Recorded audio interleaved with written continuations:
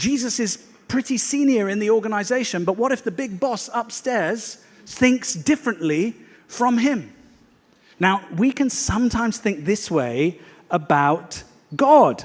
Sometimes we think, oh, maybe the God of the New Testament is a little bit different from the God of the Old Testament.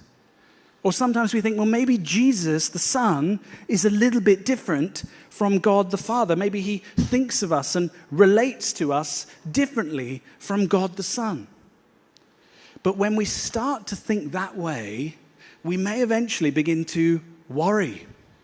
Perhaps there is more to God up there than meets the eye in the face of Jesus Christ.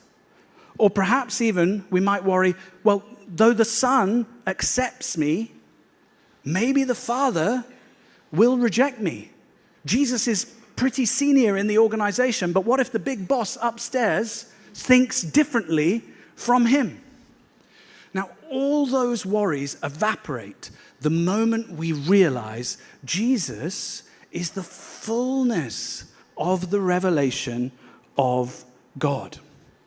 The former Archbishop Michael Ramsey once said this: God is Christ-like, and in him there is no un-Christ-likeness at all.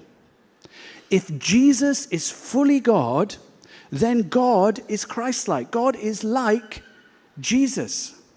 There's no dark side of God up there still waiting to be photographed, from which perspective God might look very different to God as we've encountered him so far.